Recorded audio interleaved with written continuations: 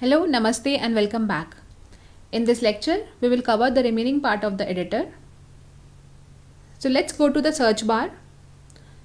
So this particular search bar helps you find and replace text.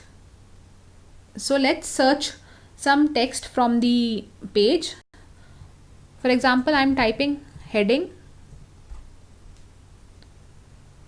So once you type the text, you can see that all the keywords with heading are highlighted. You can replace the same with another keyword, and you can go through the results one by one to replace the matching text strings one by one, or replace all matching strings at once. Since I have clicked replace, only one of the heading has been replaced. If I click on replace all the heading keyword will be replaced by title. Please note, find and replace works only within the current page. The next icon on the editor toolbar is collaborative editing. So you can add up to 11 teammates to edit a page together in real time on Confluence. Changes are saved and synced automatically so that everyone editing sees the same thing. So in case I want to invite one of my teammates, I will just click on the plus button. You can enter the team member's name. So I'm inviting Anne Maximo. You also have the option to copy your page link, and you can separately share it with your team members to invite that member to edit the Confluence page. So once you click on this button and once you click on share, a mail will be sent out to Anne Maximo mentioning that you have invited her to edit this page. So she can go through that link and get started with editing this particular page. The next icon on the editing toolbar is restrictions. We will go through the restriction part in one of the coming lecture. You are already aware of the publish button. We have used it multiple times. The keyboard shortcut for publish button is Ctrl plus enter. We have also used the close button, which can help you close this particular page without publishing the changes. There are more editing actions which you can perform on your page. While you edit a previously published page, the following actions are available.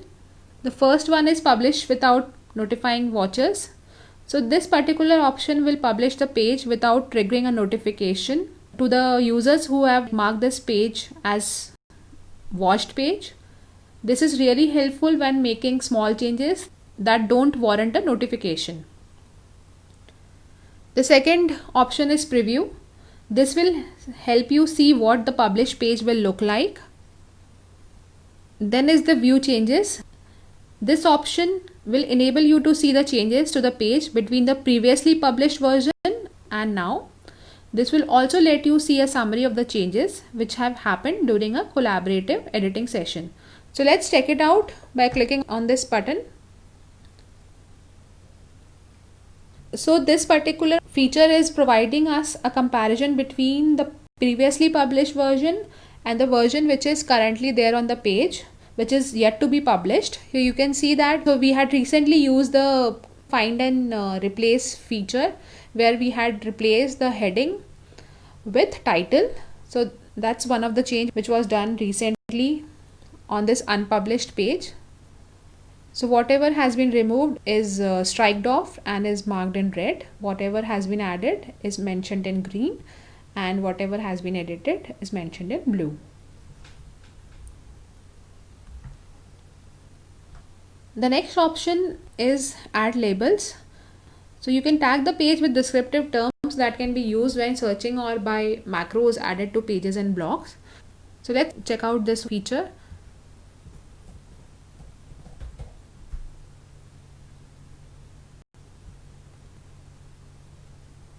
So I have used the label, one of the label as tutorial, and then you can click on add. So you can see that the tutorial label has been added, and similarly you can add other labels as well.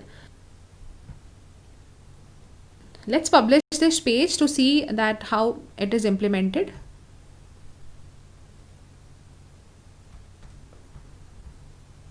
So you can see on the bottom of the page that a label has been added.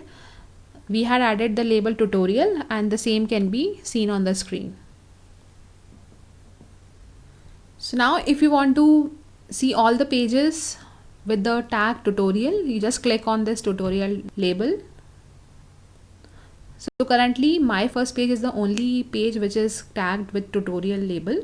So this is the only page you can see on the screen, but if there are any pages, similar pages where this particular label has been used, then those pages will also be displayed on the screen.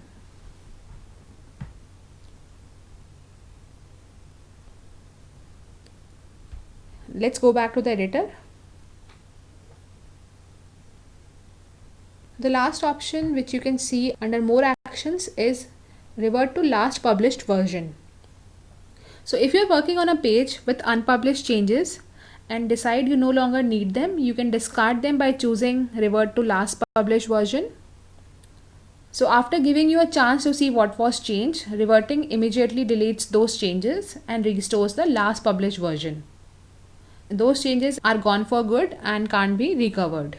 So let's check out this feature. So you have the option to see the changes. While there is no change in the content, we just added a label, so that's the only change. You can click on revert page to get back to the last published version. After publishing the page, this is how the page looks like. So you also have the option to expand this page by clicking on this icon. So if you click on it, it will expand your page to full width. And in case you want to make the page with fixed width, you can click again on this particular icon. So now the page is back to the fixed width. That's all in this lecture. Hope you found it useful. See you in the next lecture. Thank you.